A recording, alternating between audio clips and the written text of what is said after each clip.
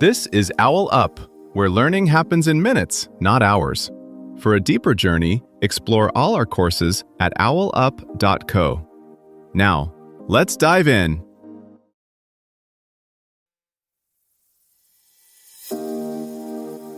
Hello to Chapter 1 of our series, The Stress Conundrum, Mastering the Mental Game.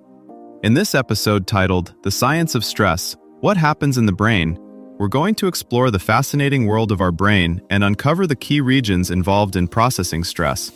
So, whether you're curious about how stress affects you or looking to better understand your mental landscape, you're in the right place.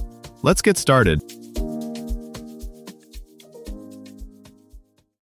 Your brain can spot a threat in less time than a blink, long before you consciously know what you saw. You're sipping coffee, scrolling your phone, and suddenly your heart jumps. No lion, no car crash, just an email subject line. Why does a sentence hit like a physical danger? That jolt you feel has a signature: hormones, timing, and specific brain regions all playing their parts with ruthless precision. Stress isn't just feeling overwhelmed, it's a coordinated brain-body event that unfolds in layers. Within seconds, your body is flooded with signals to speed up your heart, sharpen your senses, and redirect energy from nice-to-haves, like digestion, toward survival systems.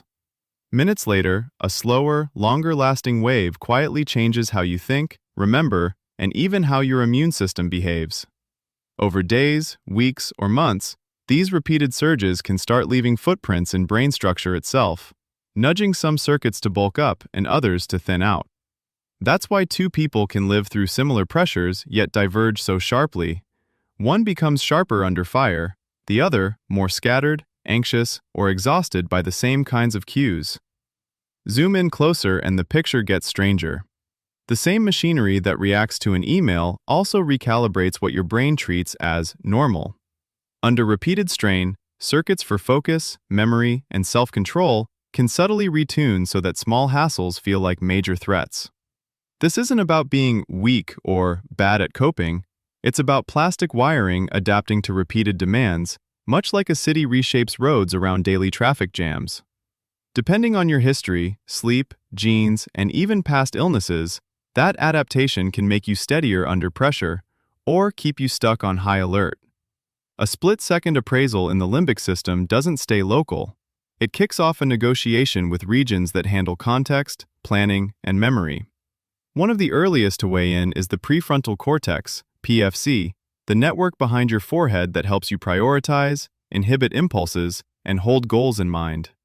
Under a moderate spike, the PFC can actually become more efficient.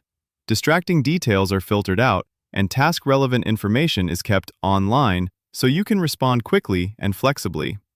That's why a looming deadline can sometimes make you strangely productive or help a sprinter explode off the blocks at the gun.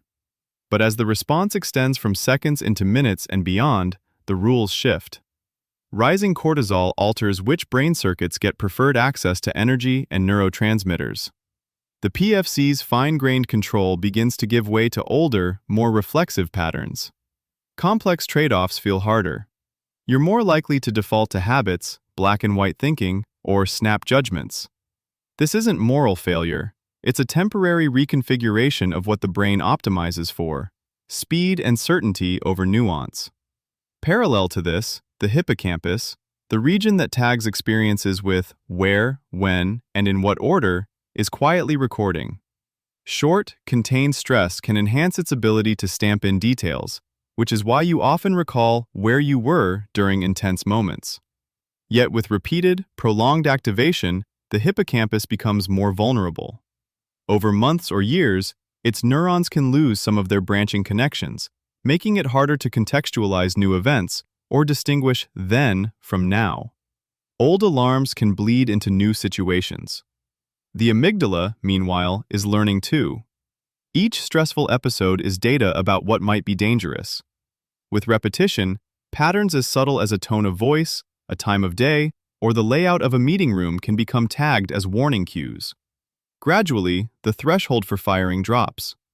A system built to flag real hazards becomes more liberal with better safe than sorry. You can think of it like a software update rolling out across different modules. One version prioritizes flexible problem solving, another prioritizes fast, defensive routines. Which version you're running at any given moment depends not just on what's happening, but on what your brain has repeatedly been trained to expect. Think of your daily routines as training data your brain quietly collects. A manager who's repeatedly grilled in Monday meetings may find their mind tensing up every time the calendar hits 9:59 a.m., even years later in a different job.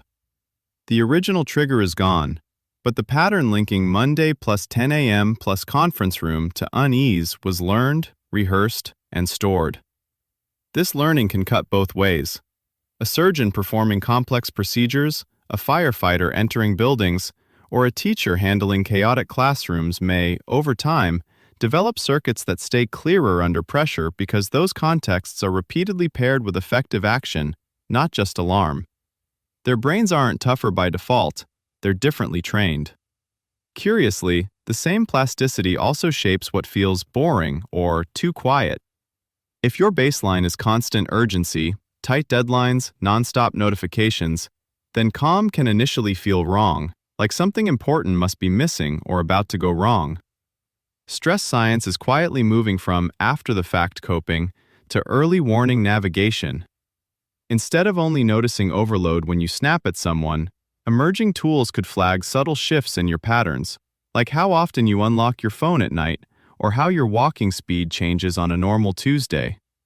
It's like having a sensitive weather app for your inner climate, nudging you to carry an umbrella, boundary, break, or conversation before the storm fully forms. So the real skill isn't killing stress, it's learning its accent in your own life, how it tweaks your sleep, cravings, or the way small hassles suddenly feel like traffic jams in your head. As research deepens, that self-awareness becomes less self-help cliché and more like a user manual, not for a perfectly calm brain, but for one you can steer on purpose.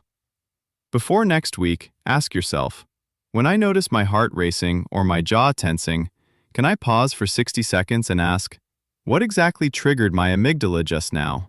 Was it a thought, a notification, or a person? When I'm in that stressed state, what story is my prefrontal cortex telling me?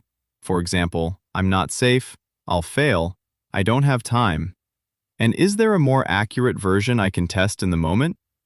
At least once a day, when I feel my stress spike, can I experiment with 10 slow exhales and then ask, Deech, did this calm my body even 10%? And what does that teach me about my own stress off switch? This was OwlUp, your daily step forward. To keep learning with structured courses and more insights, go to owlup.co. Until tomorrow!